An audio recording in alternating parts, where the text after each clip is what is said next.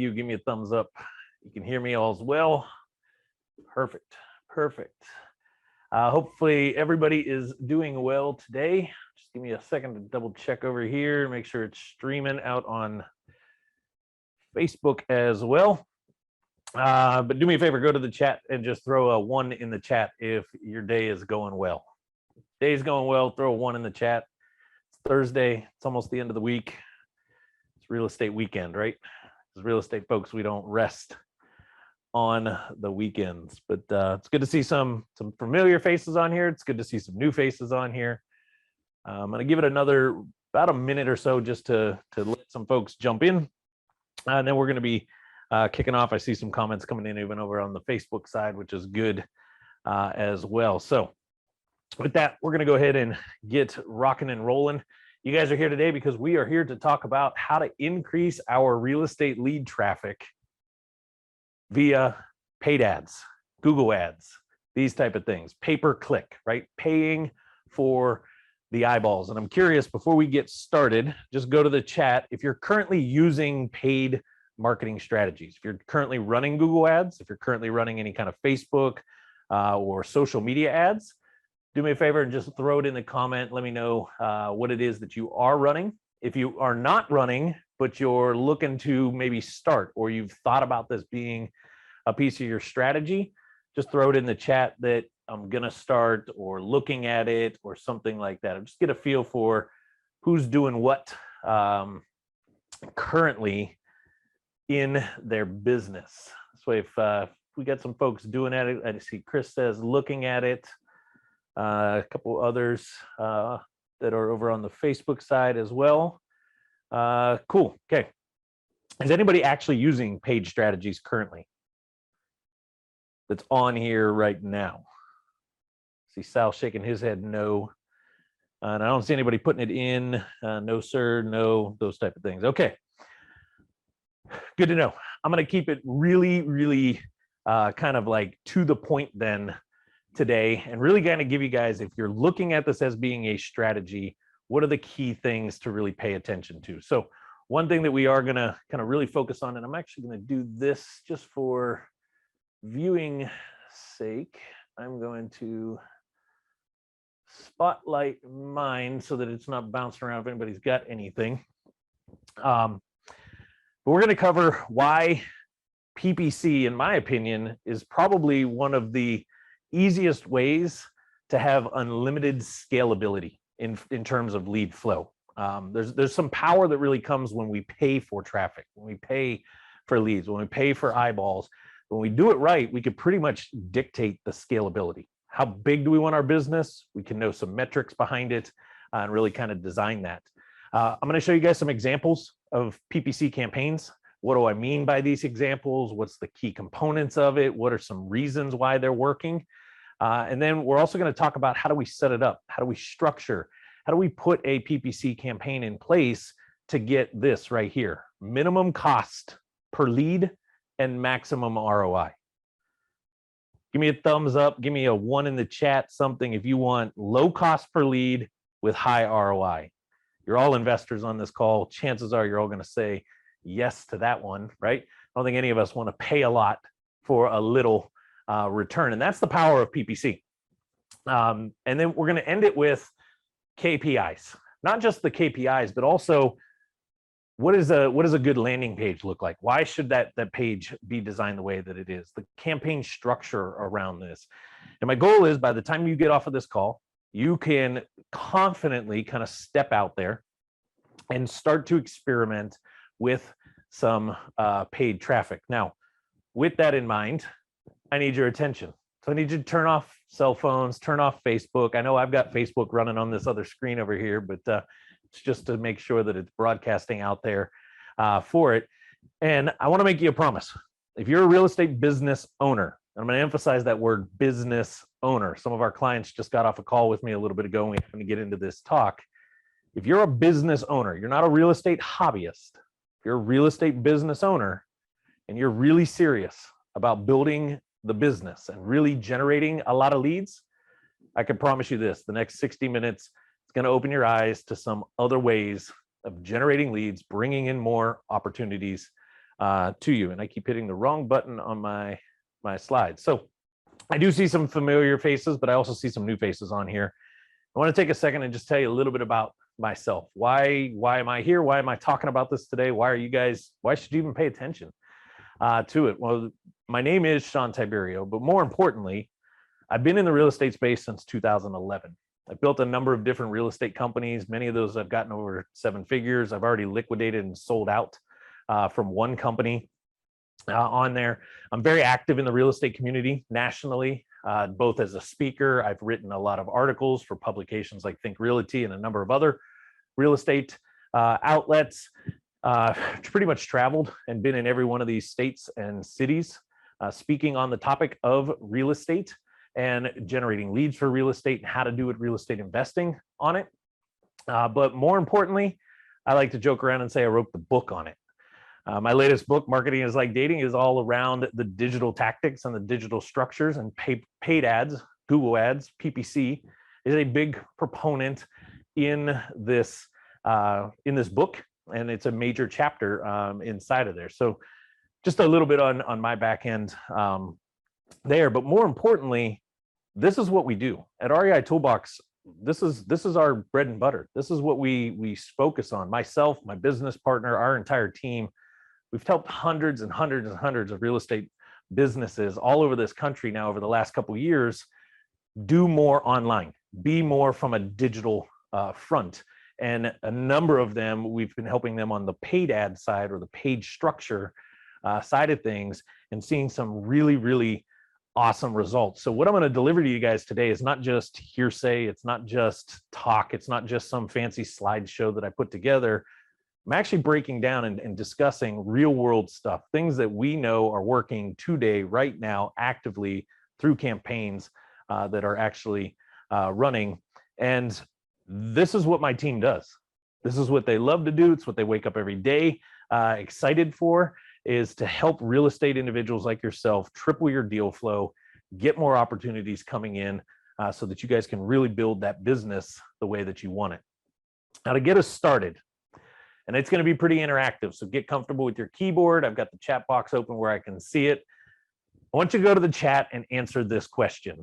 Should PPC be part of my overall marketing strategy? I really want to emphasize the word overall. I'm going to break that down here in a little bit.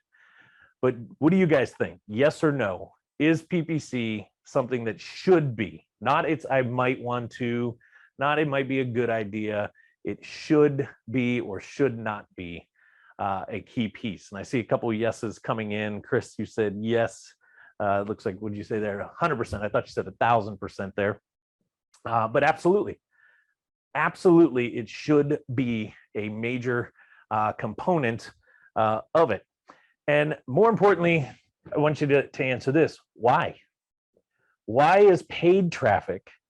Why should this PPC topic, why is this an element of your overall marketing strategy?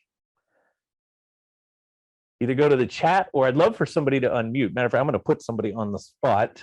Chris S., since you said 100%, why don't you go ahead and unmute real quick and just say, why do you think this should be an overall element of your strategy? I would think that because it puts you to the front of the line. It gets you in front of more eyes more often. I would have to agree with that. It definitely can get us to the front, can get us to the front faster. Anybody else have a thought? I'm going to pick on some other folks that I know. So some of you that don't know me, you probably are feeling a little lucky at the moment. But Victor, why do you think it should be an element? Well, for me, I don't think we should limit ourselves. You want to have more awareness on your business. So that's the reason why I said yes. I agree. And this one might be a little hard to see because it is kind of bright right there on the screen, but this is what we call our digital dominance method or the digital dominance process.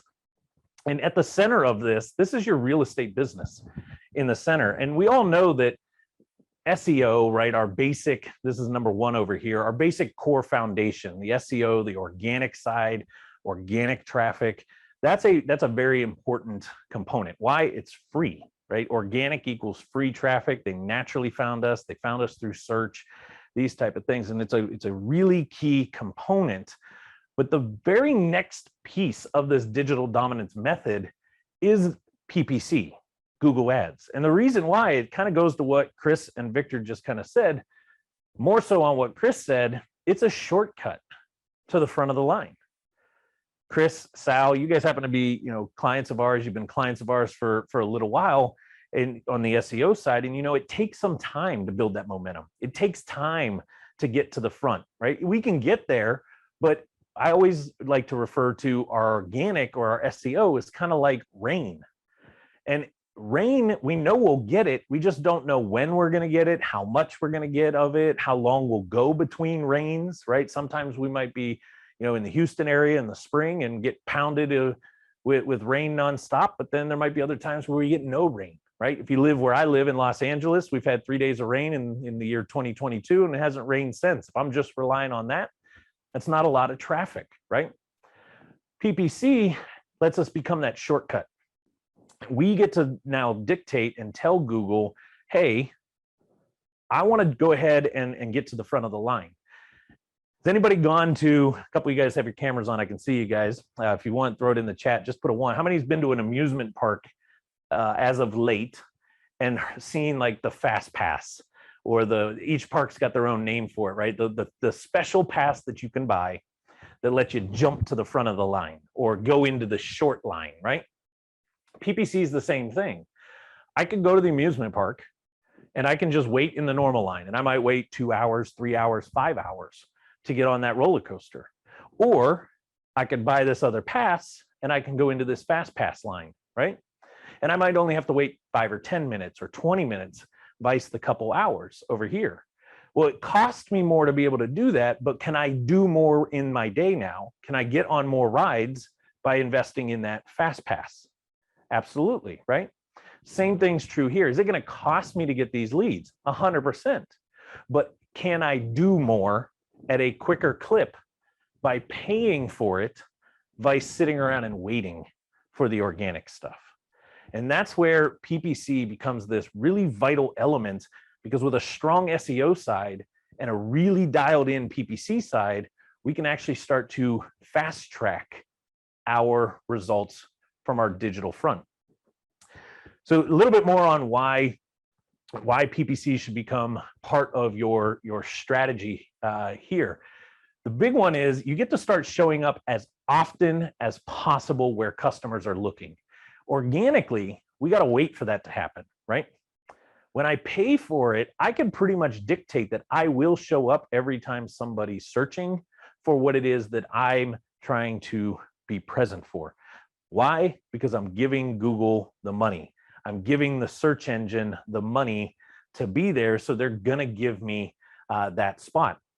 I can also start to show up for what we call non-geo-modified terms.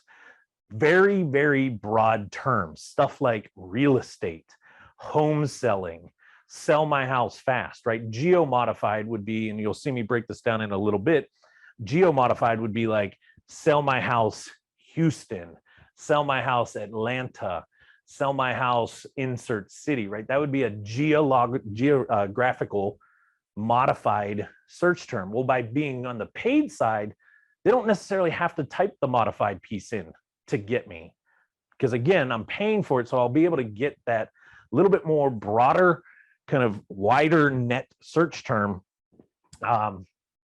visibility, just because of the dollars being put behind it. And then my favorite part is the unlimited scalability. When PPC is dialed in and we've got the right KPIs that we can track, and we'll talk about those towards the tail end, I can literally get it to a point now where I can predict. And I can say, if I spend X number of dollars, right? If I spend $1,000, I know I'm going to get X number of phone calls, X number of opportunities coming in, and I want to do X number of deals, and I know what my conversion rate is. Well, I could pretty much say now, if I want to do blank number of deals in the next month, then I need to invest X number of dollars into my PPC side. And by doing that, now I can pretty much scale at whatever rate that I want to do. If this month I don't want to do as many, I just don't put as much to the traffic. If next month I want to do a lot more, I just put more to the traffic, and I know that I'm going to pretty much get those leads coming in. Now, with that being said, we see a lot of individuals, they go out there and they try to do this on their own. And there's nothing wrong with going out and doing it on their own. But the problem is there's a couple key components on why the majority of PPC campaigns fail. And if I'm curious, has anybody ever tried playing around with Google AdWords, doing Google ads, doing any kind of paid per pay-per-click kind of strategy out there in the past? If you have, just put a little yes in the comments. If you've ever dabbled with it, maybe tried it one time. Sometimes when you set up a Google Business Suite, they'll give you like a couple $100 to go try it. And I've known some people to go out and try to play with it, and they were like, Sean, it was a big waste. Or I did it once because somebody told me about this, and I put 20 or 50 bucks at it, and it was a flop. I didn't see anything come out of it. And a lot of times it's because of these couple key failure pieces. Number one is they fail to understand that Google Ads has what they call an auction process. And they really don't understand how the auction process works around the complexity of the real estate industry. And what do I mean by the complexity? If we're in real estate investing, right, we buy motivated seller, distressed seller type property, the search terms or the phrases and the keywords that somebody in a distressed situation types in is going to be completely different than somebody that's specifically looking for that real estate agent or that real estate expert that, hey, I've got a great house and I'm just trying to sell it. And sometimes it's just a word. And that's that nuance or that complexity in the real estate space that we could show up for the wrong keywords really quickly simply because we just don't understand the algorithm and how it works and this bidding process and the way the auction component functions inside there. This is the big one though. A lot of people, they set up only one ad group that tries to encompass all of the services, right? They set up one ad group that's all about home selling, cash sales, stopping foreclosure, helping for bankruptcy.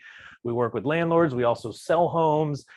We do investment opportunities. We have, we work with buyers, so on and so forth. We're rental type investors. We do tenants, that kind of stuff. They just set up this one ad group. And I talk about this a lot, especially in the book. When we're trying to be all things to all people, we end up being nobody to them because it gets really confusing. And they don't really think that what they're seeing is the right answer for them. And a confused mind will always go somewhere else. They don't use very specific text ads and landing pages for the group of keywords. And this one's going to get really, really granular. I'm going to show you guys what we mean by this here in a couple slides. But literally having very, very segmented keyword groups and ads designed specifically for those keywords, and those ads driving to a very specific landing page, whereas this set of keywords over here might have a completely different ad group, different set of phrasings, different set of call to actions, and driving to a completely different landing page. And then the final one is no strong call to action or offer on the landing page. I see this one time and time again. They're driving traffic, they get people to a certain place, but then they forget to tell them what to do next. Right? We told them in the ad what we wanted them to do. We told them in this marketing piece what to do. They went and did that, but then we leave them hanging. And I always relate this to when you drive somebody to a landing page with no strong offer, no strong call to action. It's like bringing somebody into your brick and mortar store. If you had a brick and mortar store and telling them to find the product without helping them. It's like, hey, we have it. It's almost like taking your customer on a scavenger hunt, right? It's here. I'm not telling you where it's at. Just enjoy and go have fun and find it. And we'll laugh at that scenario. But we won't let that correlate. We'd never let that sink in and say, wait a minute, it's the same thing when I take somebody to a landing page or when I take somebody somewhere and I don't really tell them what I want them to do next or how to take the next steps with me. But hands down, the biggest campaign failure on the paid traffic side. What I mean by failure is it never really gets us the conversions to get us the ROI, and our cost per lead ends up being way too high, is this one right here. We take all of these kind of situations, we take all of these potential leads and potential individuals, and we drive them directly to our homepage of our website. And we think we just need to take everybody and put them right on our homepage, and they will know what to do next, and they will understand what we're trying to do for them. And again, does it work? We get very small conversion, right? And that cost per lead starts to climb. So we are going to break down and show you, how do you change this? How do you stop driving traffic? And this is a big PPC failure from a cost standpoint, but we see this almost on a daily in any type of marketing. Everything they do, they just say, hey, go to my website, www.yourcompany.com. And they just think that the person's going to figure out what is going on, where do they need to go, where's the exact information that they are looking for. Before I go into anything else, has anybody had any kind of like light bulb moment so far on this? Or any, I've experienced this? Feel free to unmute if you want, or just throw it in the chat. Yes, something like that. I'm just kind of curious. See Sal and a couple others shaking their head. Cool, and I see some stuff popping up over on the Facebook side. Cool. So let's go into a couple case studies. I'm going to show you guys kind of a real life example of one of our clients, some of the metrics and some of the components that they've been having. Now here's a screenshot of just a bunch of data. And I'm going to break down what this data is. And this is some of the data that we like to track when we're running paid campaigns. It's some of the data that we like to make adjustments off of and decisions from. And it's broken down into two different pieces. There's the last 28 days and then the last week of it. And then same thing over here, 28 days and a week's worth, and 28 days and a week's worth over here. So over a 28-day window with this paid ads campaign, and it's hard to see on the map or on the graph down here, but this was from April 18th to May 18th of 2022. They had 182,229 impressions. That means their ads got seen 182,229 times. In a 7-day window, right, the last 7 days of this, they had 26,471 views. Now this goes to exactly what Chris was saying earlier. I'm fast tracking, I'm circumventing and getting to the front really, really quickly, right? I'm getting myself seen. I don't know about you guys, but if you had 182,000 times in a 28-day window that something about your business, your brand, your services were being seen, do you probably think something would have happened? Somebody would have filled out a form, a phone call would have happened, somebody would have reached out asking more questions or kind of moving into the next phase with you, right? Going off of the name of my book, Marketing is Like Dating, if I had 182,000 people view my profile, chances are I'm going on some dates, right? Somebody's going to want to say, hey, let's go hang out for a little while. Now, over that same 28-day time, right, 182,000 impressions, it's 673 clicks. So the ad was viewed 182,000 times, and that resulted in 673 clicks of the ad. Again, I go back to imagine the website or the landing page being the store. It's 182,000 people walked by the store. 673 of them opened up the door and came in, right? That's where we're at this point. In the last week of this snapshot of time, it was 127 in there. In this same time frame, the cost that they paid $2,178.78 to generate these impressions and get these clicks on the ads. Just give me a thumbs up or a 1 if you're still tracking where I'm at on this. Make sure I'm not blowing over people's heads. Okay, I see a couple 1s and I see some thumbs coming up. So what was the result of this, right? Impressions are great, clicks are great, but we want to know what actually happened, right? In this 28-day period, on their inbound calls standpoint, their PPC campaign generated 63 phone calls. So again, we're going back here, 182,000 saw the ad, 673 people clicked on the ad, and out of that, 63 people called off of after clicking on that ad and getting to the next layer. They had 21 in that last week in the 7-day window of it. Now, inbound calls coming from other forms of digital marketing. This is their organic side, the SEO front, their Google Business Profile, this type of stuff. They had another 37 phone calls. So this brand in a 28-day window, if you took 63 and added 37 to it, that's the total number of phone calls that they had in this 28-day window. Again, 63 of them being generated off of this $2,178, right? At that same time frame, their contact forms. If you've got a website with us, every one of your major pages have forms on it. They had 2 forms filled out from PPC. So this tells me that the majority of the activity in PPC for this particular brand in this area of this time, they get better phone calls than form fills, which is fine. They had 2 form fills, and others, their organic side, they had 6, okay?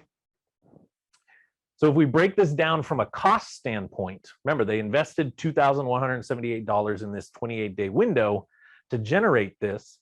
Their cost per lead was $50.67 from their PPC side, meaning if every time they put $50.67 in, they got a lead out of that. Put another $50 in, they got a lead out of that. They got $50 in, they got a lead out of that. In the real estate world, $50, it's pretty dang good, right? If you all were on this call right now, if I said, give me $50.67, and I give you a lead for that, and you've got the potential to close that lead and make $20, $30, $50, $60,000, go to the chat and put a 1 if you would just keep doing that over and over again. Here's $50, Sean, give me a lead that I close. Here's $50, Sean, give me a lead that I close, right?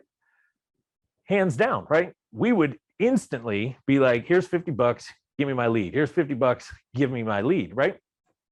On there. Now, the other, right? Remember, they had 37 phone calls and 6 form fields. Their cost per lead on that was down around $12.84. That's really good as well. But again, we know that this right here is going to happen. We just don't know when it's going to happen. But by having the PPC side, if they'd only had the organics, they would have only gotten 37 phone calls and 6 forms in this time frame, in this 28-day window. Instead, they had a total of, 100 phone calls and 8 form fields. So they had 108 potential opportunities in this 28-day span to make business happen. And I've asked this question of our clients in the past: if you had 100 leads come in, what would your closing percentage be? Meaning, how many of those would you actually turn into a true deal, one that's under contract that we move forward with and make something happen? And we have some clients that are probably, they feel comfortable saying they'll close about a 5 to 8%. So 5 to 8 of these would turn into true deals, contract in place, money being made off of it. Well, if we start to do this math now, we can see that by paying $50 per lead, it starts to balance out and becomes really worth it, because our potential opportunity, right, is way greater than the couple $100 that it costs us to get that contract in place. This is making sense to everybody. And I can't see everybody on the screen right now because I've got mine pinned, but just give me a 1 in the comment if this is making sense, right? If I would have just told you, hey, here's how you can generate leads for $50, you'd be like, whoa, hold on a second. But we're starting to kind of understand paid traffic, it's going to cost us a little bit more, but look at the volume, right? We can get a lot more coming in a faster time.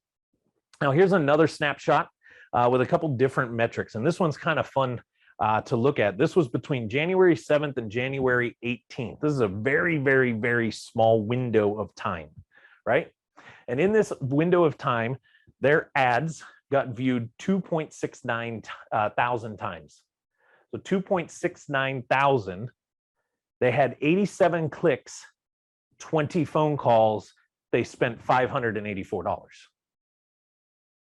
How many of you guys would be okay with spending $584 to get your phone to ring 20 times in a not even a week's time frame, January 7th to the 18th, just a couple days over a week span, 20 phone calls coming in, and after 87 people clicking. And I'm not even going to get into it tonight on the strategy of what we can do from a retargeting standpoint of these 87 people that went there, and only 20 of them actually did any action behind it, right?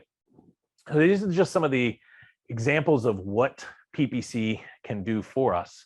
So let's talk a little bit about how do we set it up? How do we structure it? How do we put this campaign in place so that we can get good leads at a good price and get some good ROI? First thing out of the gate, conversion tracking is a must. I cannot emphasize this enough. You're going to hear me say it a couple different times throughout this presentation.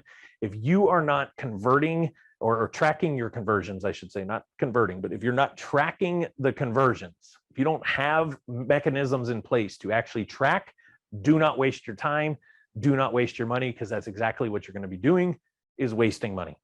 Conversion tracking is a must. Your campaign must be broken into what we call small ad groups that target the various services that you provide. Real estate, we provide a ton. We can work with bankruptcy, we can work with probate, we can work with delinquent tax, we can work with people that are dealing with code violations.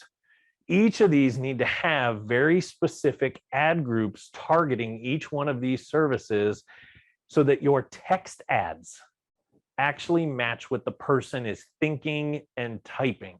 Somebody in code situation, right, violating codes, has the code enforcement coming down on them, is typing something different, is looking for an answer that is completely different than the person that's got the bank knocking on their door ready to foreclose on them. You want to make sure that you have strong understanding of the keywords. Really understanding, not it's, I think this is what they're typing. Inside of REI Toolbox, our entire team, we've got a ton of different tools that allow us to do very detailed keyword research so that we know that these are the keywords that are being typed, that are being used, that when your ads show up for those keywords, it's because somebody's really typing that in, not something that we just are guessing at. Your text ads need to be very compelling. We can't go generic with these text ads, right? You see this a lot. We all know that the ads just kind of pop up at the top and they do get clicked on, right? But the ones that get clicked on is because they're compelling, because they really speak to exactly what the heck the searcher is actually typing in and is looking for. And it really helps entice them to click on you versus your competition. The worst thing in the world would be to show up in that ad space, have a very generically written text ad, you beating out your competition by showing up number one, but everybody's clicking on the second or third ad because it sounds better, it speaks to them at a deeper element, right? So really paying attention to your text, the actual body of the text and the text verbiage inside of there. You want to be able to leverage ad extensions to make your ads stand out on the page. Ad extensions are things like putting in your phone number if it's a phone call ad, putting in little things. We have a client right now that has seen really, really great results when he puts #1 real estate company, right? The #1 real estate company. These are extensions, these are additions onto that text field that make it stand out, make it pop, make it be a little bit different on the page.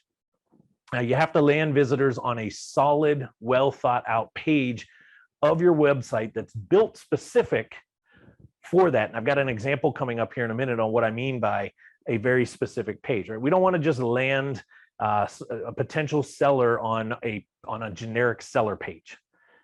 Again, I go back to, if I'm talking to somebody in code violation, I want to land them on a page that has details about code violations, how we work with people in code violations, how we can help them, how we can help navigate the waters, this type of stuff, how we can buy their home and they don't have to deal with those code violations. We take care of it, all that kind of stuff. The more I can make them feel like they're going to the right place, the more likely they are to convert. And then this one is big. This is where we see a lot of individuals just get a little confused. And it's ongoing split testing, tweaking, and fine tuning. I can give you guys a real life example here. Our ads team, they are in the ads accounts that we're managing almost on a daily basis.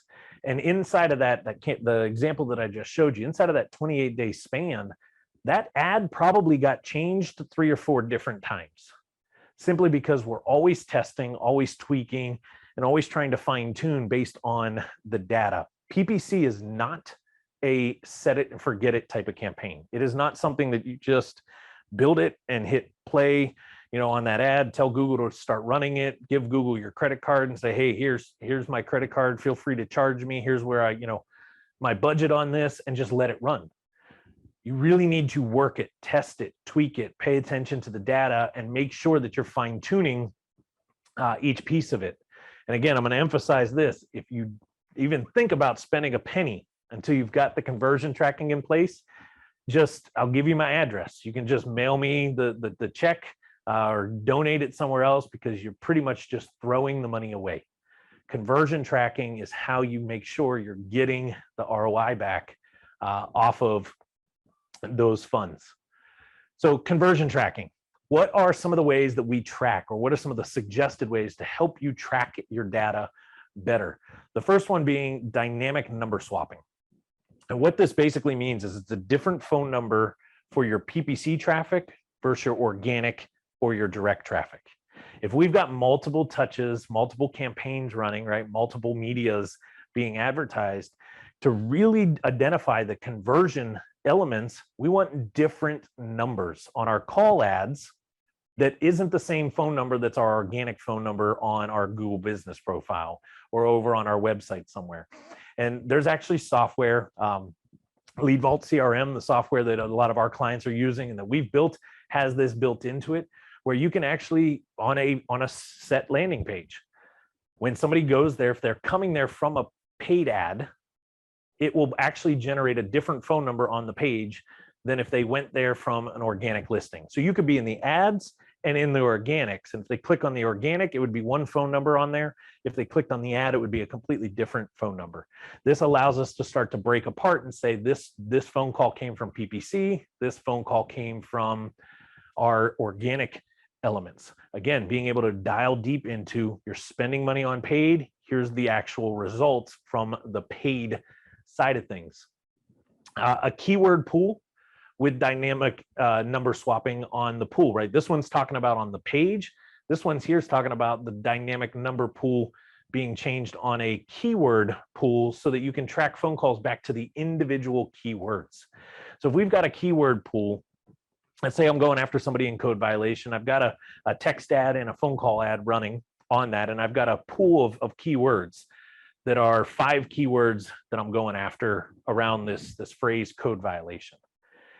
But then I got this other set of ads over here, same thing for code violation, but I've got a different set of keywords.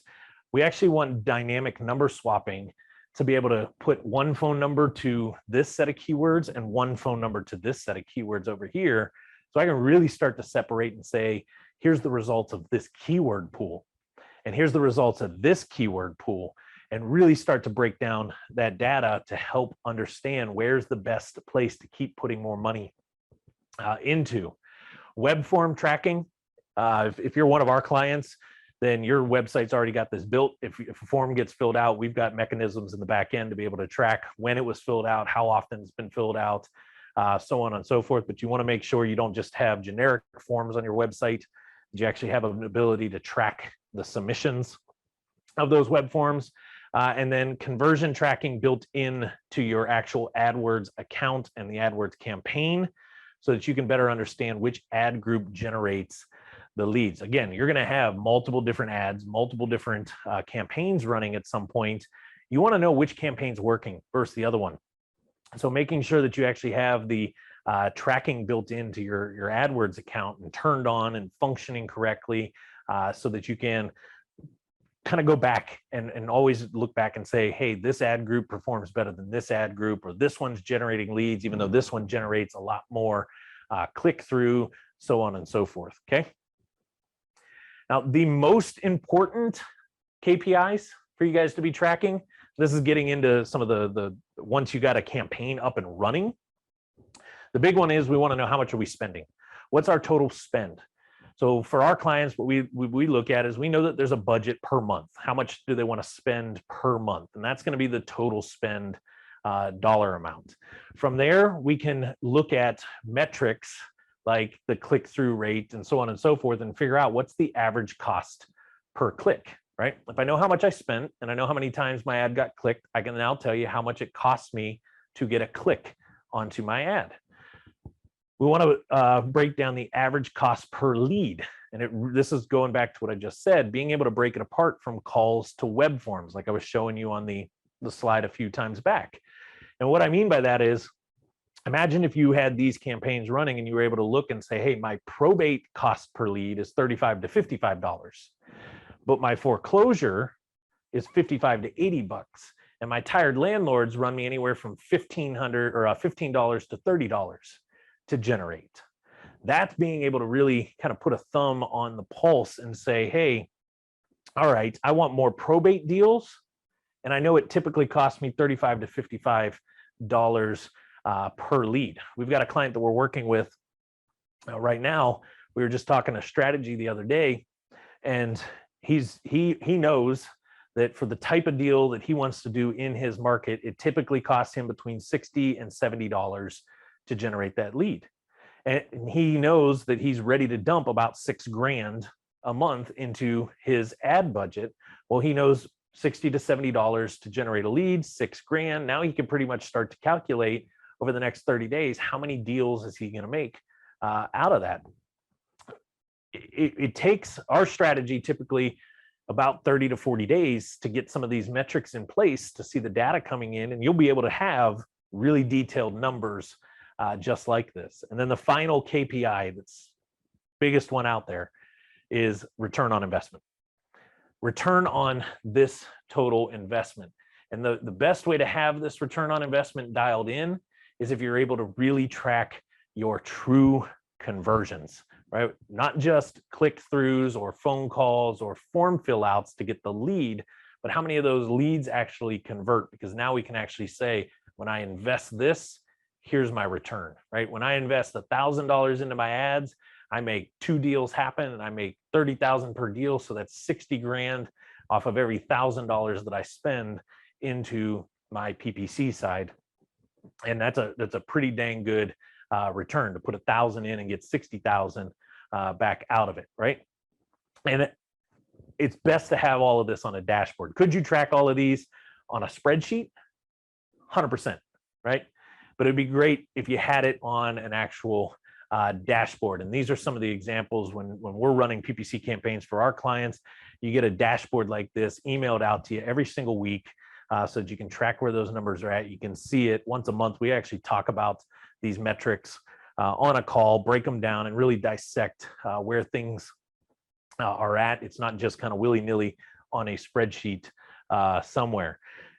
And then this is what I was just talking about. If you can track the true ROI, that's even better. And what I'm showing here is actual revenue, closed deals, these type of things, what's actually happening because of that marketing campaign going out there. I want to stop for a second here and open up if anybody's got any quick questions on some of the stuff that I went through up to this point before we start to get into a little bit more granular on the structure of your campaign. You can either unmute and ask away, or if you want to throw the question in the chat box, either way would work on there. Has anybody got anything? Let me see if I can see everybody there. I don't see everybody's cameras anymore. Anybody got questions on what we've gone over up to this point, or need more clarity, or want me to go a little bit deeper on anything? Nope, sounds good. Okay. So then with that, let's go a little bit deeper into the structure of your actual PPC campaign. I talked about this a little bit ago. Your campaign must be broken down into smaller target groups with the various services that you provide. And here's some of the examples. in real estate, it's common for us to have all of this, right? And more. But an example of this would be you want a stop foreclosure campaign. And inside of that campaign, you're going to have a couple different components. And I'll talk a little bit about that here in a slide or two. But we're going to also want to do the same thing for our probate. We're going to want to do the same thing for our vacant homes. We're going to do the same thing for just more generic sell my house fast or sell without a realtor, these type of things, okay? But there's some other stuff that you need to be kind of aware of in here. Keyword types matter. And here's what I mean by that. There's what we call broad match keywords. Broad match keywords are stuff like real estate agent, real estate investor, we buy houses, sell my house. These are very broad, right? And you want some broad matched campaigns, some broad match keyword groups, but you also want modified broad match. Modified is it's real estate agent, real estate investor, real estate experts, right? There's this little modification to it. It's not completely broad where it's just real estate, but it's like real estate agent or agents or real estate brokers, something like that, right?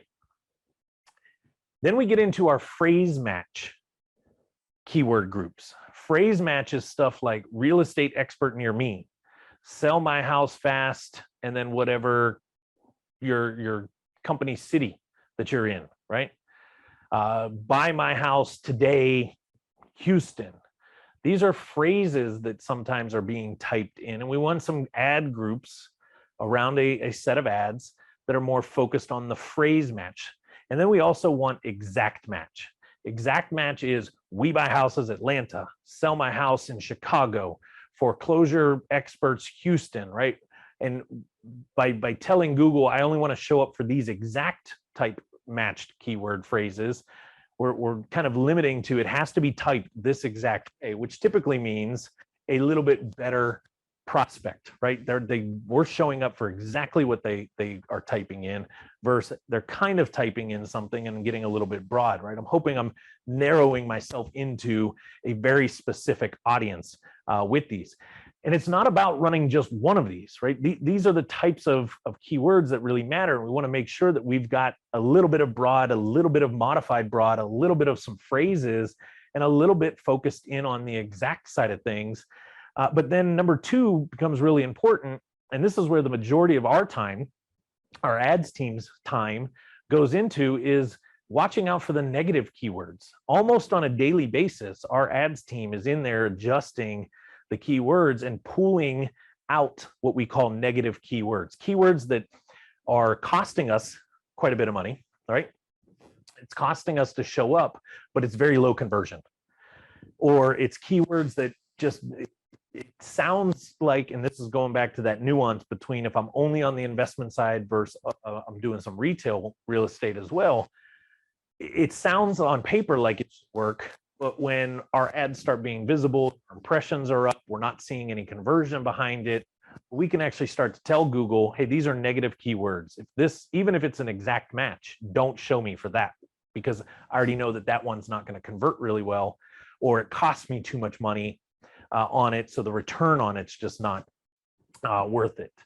And then you really need to, again, I'm going to emphasize this one, the compelling texts that resonate and entice them to come over to you. And know that when you're writing this compelling text, we're actually using these keywords and almost envision you're sitting face to face with that person, right? They typed it into the Google search, it's showing up there. And this is where PPC becomes different than the organic, right? We can't go to this level organically because it's just, it would take way too much time, way too much, too many assets out there to try to rank for all of this type of stuff. But again, PPC, we're shortcutting it because we're giving money, and Google wants us to continue to give money, but they also know that if they don't give us the good stuff, right? If they don't give us stuff that actually works for us, we're not going to keep paying them money because we're not going to see any value in it. And one way to see better value in it is to make sure your text actually speaks directly to it, so that when Google serves it up, you know you're getting the right people coming through, you'll make deals happen, you're going to keep reinvesting back into the ad side. So a couple things to break this down, what I mean by compelling. Less is more. It's not about, compelling doesn't mean I have to say everything. Less is more, but I need it to be straight to the point. Remember, there's only so much space. Number one, there's almost so much real estate on an ad. But at the same time, I don't want to say too much, because then it sounds like I'm rambling. It sounds like I'm trying to talk to too many people at one time. Tell them exactly what you want them to do. This is another way to make it very compelling. Call us, click here, do this, fill out the form, right? Tell them exactly what it is that you want them to do on that ad. If you have a special offer for your service, it's really good to put that in the ad. This one doesn't necessarily play in as much in all real estate cases, but it could, right? Maybe you have something where it's like, maybe you're throwing in free moving services for anybody that you work with this month, right? That'd be some crazy special thing that you're doing. You would want that in that ad. That's going to be something that's going to help make that a little more compelling or enticing over somebody else, right? Give them one decision though. This is always critical. Give them one thing to think about, either call or web form, and just push for it. Don't give too many, don't say call or text me or fill out the form or do this, right? We give too many options because we're trying to make it easy for everybody. We end up making it too easy for them to just say, I'm gonna go somewhere else, right? Because they get a little confused, or they're just, Tell them what you want them to do. Give them one option, and that's it, right? This way, when that happens, you know that person, A, followed your directions, but B, that just shows you that they're probably more qualified of a lead or an opportunity coming in than somebody that you gave a bunch of options to, and they're just kind of kicking the tire, right? They're just kind of feeling it out and looking for somebody. If my ad says call me or book a call, right? This is the way that I operate inside of our business here. I don't take phone calls, right? We don't get prospects calling me to say, hey, tell me about REI. Tell me about what you guys do with REI Toolbox. No, if they're interested, they have to book a call with me, which is why I don't get on as many phone calls or Zoom calls as I would if I just said phone calls. But I also, when I get on that Zoom call, I know that it's a pretty serious opportunity. It's somebody that's serious about asking questions and getting some answers, vice the person that just wants to make a quick phone call or chat or text or something like that, right? So give them that one option and push for it. Now, here's an example of what I mean by landing somebody on a page that really speaks to what it is, right? You've got to remember this. You've got to land those visitors on a well thought out page that's really built to convert for that specific case. This is Onyx Homes. This is Kim and Jean. They're one of our clients up in the Chicago market, and they focus heavily on tired landlords that are just ready to kick it up, ready to retire, probably ready to move out of the cold Chicago weather and into some more warmer temperatures. And notice this page has a couple key components that make it really ideal for ad traffic to be driven to it. Number one is there's no navigation, and I didn't take the screenshot and cut it off. This is the top of the page. There is no navigation up there. So it's really like an old school squeeze page at this case, even though it is on their core website, onyxhomes.com. But it lands them here and they can't go anywhere else, right? I'm giving them this option now to just do what I'm saying to do right here. The text, if you were actually to go to this page and read all of the text and the content on it, it speaks directly to that landlord who's probably been in the game for 20, 30 plus years, has got some rentals, is tired of it, is ready to move on, doesn't want to deal with it anymore. They've got a great video right here where it's the two of them talking and kind of explaining some of this process that they've also mapped out on the page. And then there's one button right there that says instant cash offer, right? That's their process. That button though could say, call us today. That button could say, fill out a form. That button could say, send us an email, right? It could be whatever your process is. But when somebody gets on this page, chances are it's because they're a landlord looking to be done with the game. They saw something that got them here. And when they get here, it's very clear that this company that this is who they help. This is what they do. This is who they work with. And I can resonate with that, right? And it's not confusing. I don't have other options to show for this, these type of things, right? Now, does this page work from an organic standpoint? Yes, but there's also a negative to it. But from a PPC standpoint, this is exactly what we want. Why? Because I'm paying to get that person there. So I don't want to give them too much. I don't want to let them go too many different places because I paid to get that person on there. I want to make sure that I don't want to say it in a bad way, but kind of hold them hostage, right? I want to hold them there and keep it very specific to what I'm trying to do with this page strategy. Now, organically, it could be a number of things because, hey, they naturally found me, right? I didn't buy that traffic and get Google to help me kind of corral them in to this point. If this makes sense, or if you kind of get what I'm saying right there, just give me the thumbs up, throw one in the comments, something like that. But I can't emphasize enough these very detailed landing pages that are specific to the audience. That's what you need from in a page strategy. And a lot of times we rebuild these pages out. We're running paid traffic based on data. Again, we were on a call with one of our paid clients today, and we were talking about maybe putting a checklist, right? We're retargeting some traffic and we're getting good retargeting back, meaning they saw an ad, they didn't do anything, we retargeted them, and through the retargeting of them, got them to a blog article full of information. But we didn't have anything after that. And it was like, okay, we're getting good traffic back to it. Now it's time to put maybe a lead magnet. Maybe there's a checklist that makes sense or something to put to it. So this is stuff that data will also start to help dictate what maybe needs to be on here. And this goes back to that whole test measure. We're constantly making adjustments because, again, we're paying money out. We want to make sure that we get the best ROI off of it. And this would be another example of one. There's some good components here, but there's also some bad components here. Bad being too many options, right? I wouldn't necessarily want to drive paid traffic to this because I've got the whole navigation bar and everything else up there, but it's very clear, right? It's more of a how it works style page with a form to fill out to get an instant offer, and hey, here's my process, and here's what this is kind of what we do, and then here's the rest of that page where it's hard to, you guys aren't going to be able to read this text in here, but this is Miles, one of our clients in South Carolina, and he just goes on to talk about, like, we're different from other companies, and here's why.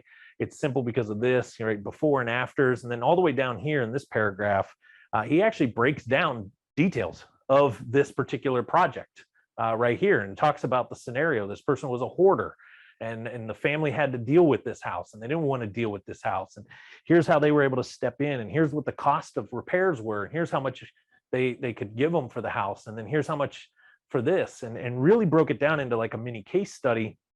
And if he was driving paid traffic, which he does through other forms of outlets, and he's driving paid traffic here and targeting people that have inherited homes, inherited hoarder homes, these type of things, or have a hoarder home, it speaks to that audience.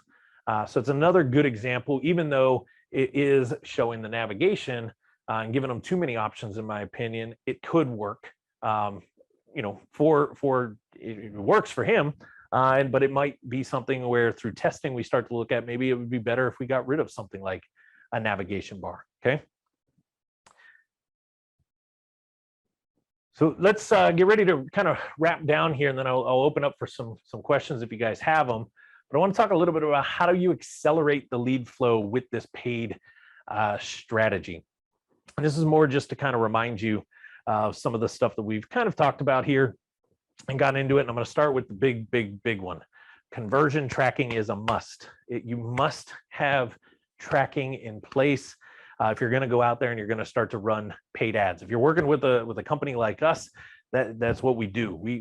That's how we keep things moving along the right way. We convert or monitor that conversion with tracking and metrics and KPIs of it.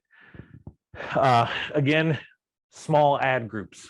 If you could write any notes down, small ad groups, not one large ad group, but you want multiple small ad groups targeting small sections of keywords, targeting individual different services or avatars that you're going for. Make sure you really pay attention to the keyword types and keyword matches. Make sure that text is compelling, and make sure that landing page has the right stuff and really kind of focuses on the audience. Now, I'm gonna leave you with this. If there's questions that I would say you should ask a PPC provider, right? If you're gonna go get somebody else to do this for you, whether it be us or somebody else, these are questions that I would highly encourage you to ask. And I can give you the answer to every one of these. If you were to ask us, this is what we do, but I would encourage you to ask your PPC provider for some of these other ones. Number one being, how much of my budget will actually go to the AdWords spend versus the management fee? And here's what I mean by that. Inside of our brand and inside of our services, there's a management fee for our team to manage the day-to-day of those.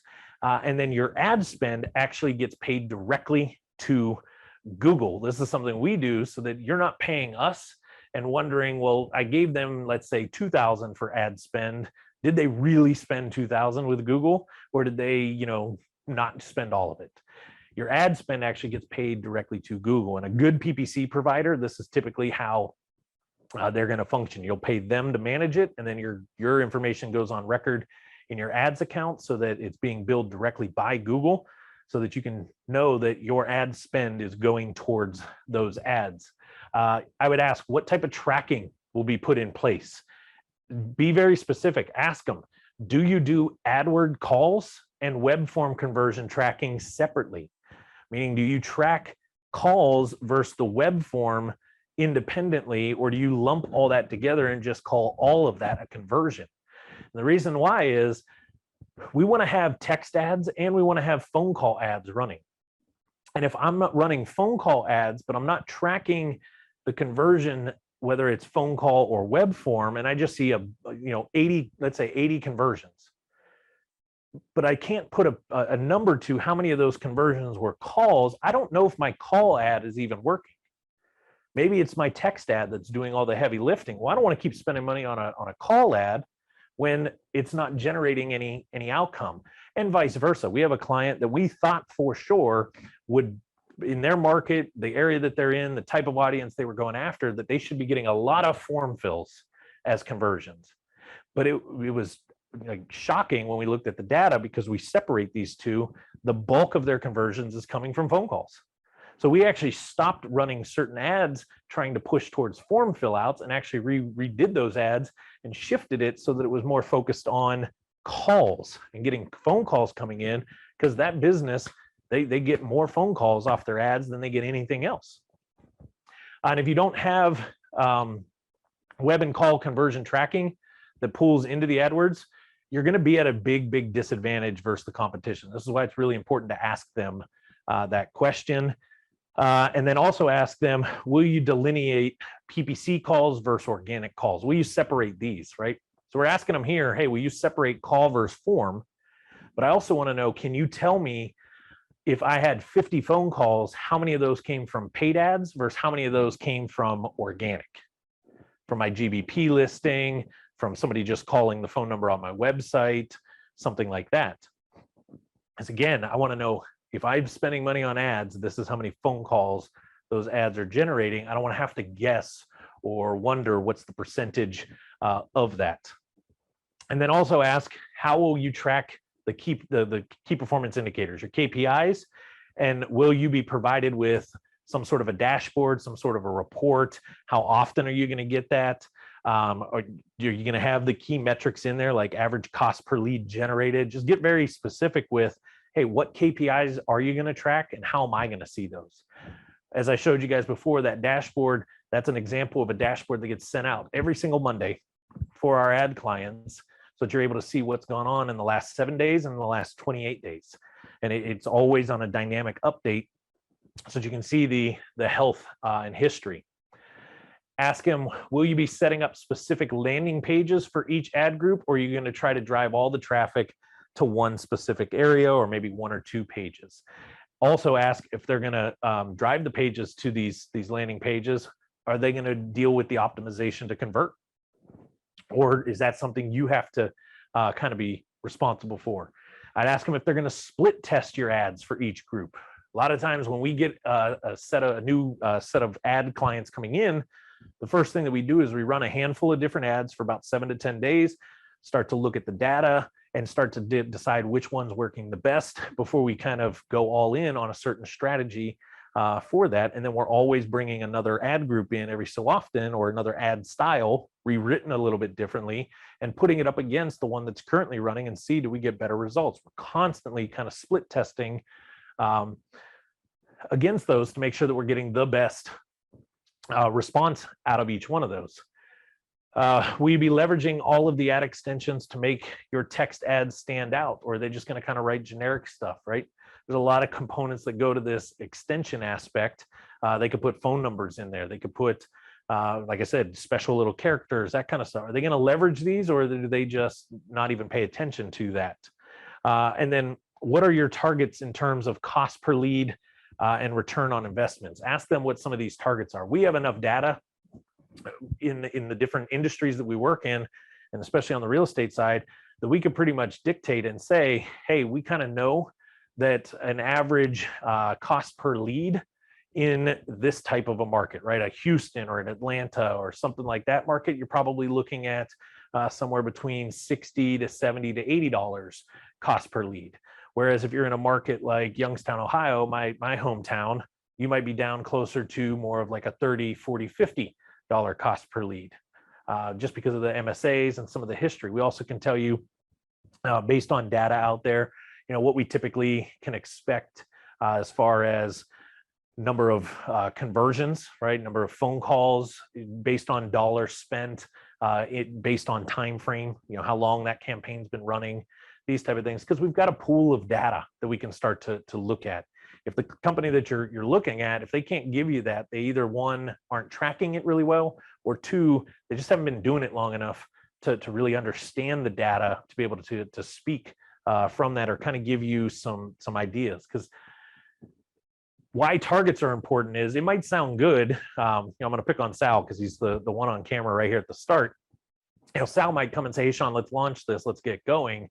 And in 30 days, I might go, hey, Sal, it's been really good. You got 50 conversions and it's costing you $137 per conversion. And Sal's happy because, hey, $137 to make a deal for 30, 50, 60,000. Cool, I'll pay that all day long. But what if that's actually, 27% higher than what it should be? Because standards in that area and what we see from other data, if we would actually track it, show that we're actually not, we're converting, but we're not converting really well because it's costing us way more than it should to convert on there. So that's why these kind of questions like this, like, hey, what are your targets? What targets should we be shooting for a cost per lead and a return on investment into this, to make sure that I'm actually getting something that's worth continuing, versus I'm just getting something that's somewhat good and I could actually be doing better on there. And then another shot here. This is just a detailed version of that type of dashboard that you would see every single week coming out if you were working with us. And this is a good example. If anything, I'd take a screenshot of this and show it to somebody if you're talking to them about doing PPC for you. Hey, do you have dashboards like this? Do you show this type of detail and metrics and this type of stuff on a weekly basis for us to track? Okay, with that, I'm gonna kind of end it here and kind of go with this here. I want to open it up for questions, but if anybody wants to talk privately about this, you can either shoot a text to this number, 775-451-2322. I'll send you the link to my calendar so that we can set up a time to get on and talk more one-on-one about it. But questions, comments, thoughts, anybody got anything that they want to shoot out? You got any clarity, any ahas, anything like that? Or are we just ready for Sean to be done talking? And I see that smile, Sal, so I'm going to take that as a yes. Anybody, comments, thoughts, comments, questions, anything? If not, this is all very helpful, Sean. Appreciate that. And, it's up to us to take the next steps with this. absolutely. I can't emphasize it enough. It's the 1-2 punch, right? Between organic and paid, that 1-2 punch that just, and I didn't get into this, but I didn't want to get too technical, but I'll just kind of throw this out here at the end. Organically, Google goes off of what they call an authority score. Chris, Sal, I know you guys know what I'm talking about here with organic, right? And the authority score. And the higher we can get that authority score, the better we can actually get things ranking, right? Authority equals trust. Well, on the paid side, Google runs off of a metric that they call relevancy score. And this is why I was emphasizing your text ads must speak directly to what the person's typing, because that's what they consider the relevancy of the ad landing page to what the person's paying attention to or typing in and doing. And one way they monitor that relevancy score is through bounce rate. How do they click the ad and go to the page and then get the heck out of there, or do they actually stay over there? If they stay over there, Google takes it as it must have been really relevant and makes sense, right? But here's where the 1-2 punch comes in. When your authority is high, because you're doing really well from an organic standpoint, Google's already starting to trust you more, and that means the majority of your stuff is pretty relevant to the industry, to the service, because Google's already liking it, right? Then when we start running paid traffic on top of it, our cost per lead, our cost per impression, our cost per acquisition all start to come down, because we end up getting shown more frequently to better eyeballs, because Google likes both sides, right? They know our stuff's relevant. They know we have good authority because we're kind of scratching their back from an organic standpoint. So from a paid standpoint, they kind of scratch our back a little bit more. So when you're running these two in conjunction with each other, and we're really focused on both of these components, we actually start to see results, right? The cost of results drop. Even though we're spending more to make it happen, what we're spending on, we get better results out of it. Therefore, we end up making more opportunities, and our cost kind of comes down behind it. Does that make sense? Terry, you got something? I saw you on mute. Yeah, just a quick question. So I know it's hard to state a base minimum financially, but is there some type of minimum we should budget, and for how long should we really be able to sustain that to see some results as we move forward and try to implement this? Yep. Baseline number for in the real estate space is about $1,000 a month in ad spend. That's a bottom line base number that we know in the real estate world. You need to be doing at least $1,000 a month in ad spend. Now, I'll tell you right now, we've got some ad clients doing anywhere from 1,000 to 10,000 to, we know some people doing up to 20 to 25,000 a month in ad spend. But that $1,000 mark is kind of the benchmark to say, hey, you need to be able to do at least $1,000 a month, month over month over month in your paid traffic to get the impressions that are needed, right? To get the click-throughs, to then get the conversions to actually happen. Could you do less? Yes, you're going to run out of money before the month's over, right? You won't make it the full 30 days, 31 days in the ad space before that budget dies out because of what it's costing every time that ad's being put out there and clicked on, right? That you run out, therefore you miss out on days, therefore you don't get the number of conversions that you need. So real estate, what we say is it's got to be at least $1,000 on that, okay? Now, Okay, thanks. Yeah. because you three that are right there at the top are clients of ours, our Dominator package, you don't actually pay for ad management. In our Dominator package, ad management is all part of that. So we actually will manage these campaigns and build these out and do all the stuff that I just talked about as part of the Dominator package. All you have is the additional ad spend on top of that, right? Outside of that, we do have there's an additional fee for the management of the ads. If you're in, our accelerator package, or if you're not an SEO client of ours and we're just doing the ads for you, there is an ad management fee, and then that fee is based on how much you're spending in ad budget. Give you an idea, the majority of PPC management companies are going to charge you somewhere between 20 and 25% of ad spend to manage. So if you're doing, you know, $1,000 a month in ads, they're going to charge you 20 to 25% of that to manage those ads for you.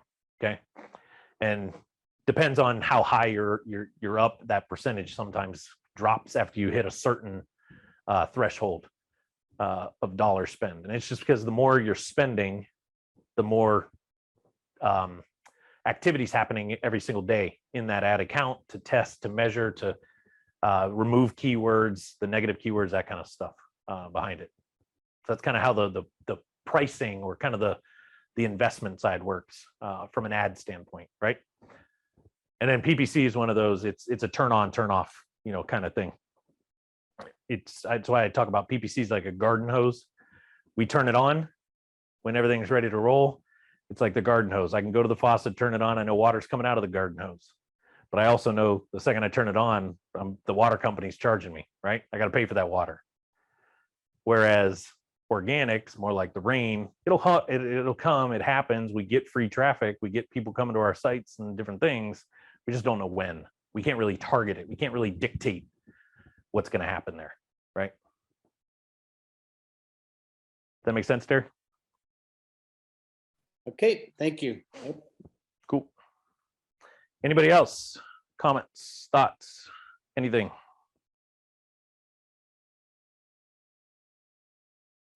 Okay, with that, I'm gonna kill the Facebook feed and the recording.